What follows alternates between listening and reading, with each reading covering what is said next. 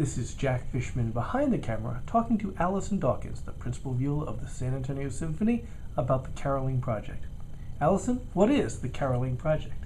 The Caroling Project is a series of concerts where musicians from the San Antonio Symphony go out into the community with their instruments and play seasonal music for people who are either critically ill, incarcerated, or homeless.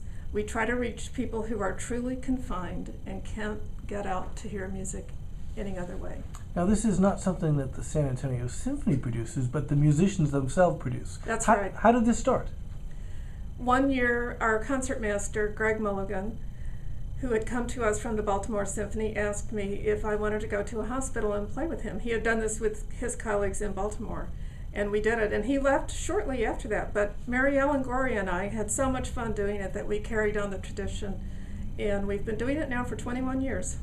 What's the effect on the audience when you show up at these hospitals or prisons?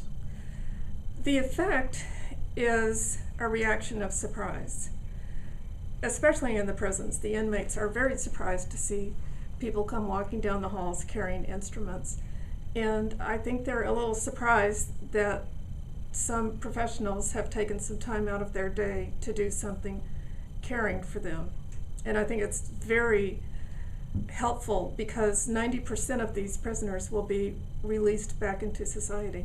And they will remember, hopefully, that someone did something caring for them. And what's the effect on the musicians? The effect on the musicians is, well, Mary Ellen and I always say to each other, this is the most fun thing that we do for the entire holiday season. It is very gratifying to be able, in an informal way, to just walk into a room with our instruments, pull out books full of music of Jingle Bells, Rudolph, and Feliz Navidad, and be able to play those things at the drop of a hat. So that's the fun part. What's the challenging part in trying to organize all this? Well, there's not really a challenge in organizing it. I have contacts at all the places that we go, and it's pretty easy. The symphony players are eager to volunteer their time, and they really enjoy doing it. And you have added a component. It's not just symphony musicians anymore. It is, I understand, second-generation symphony musicians. That's right. Now. Several members of the orchestra are now bringing their children along with them, and they play instruments. That's been very fun and gratifying to experience. Also, we take our students with us, and I know my students just love it.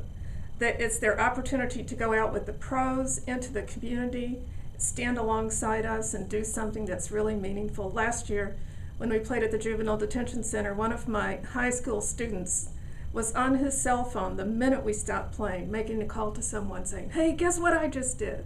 And he was so excited about it. It was really neat. That's wonderful. Thank you, Allison, for telling us about the Caroling Project. Good luck this year.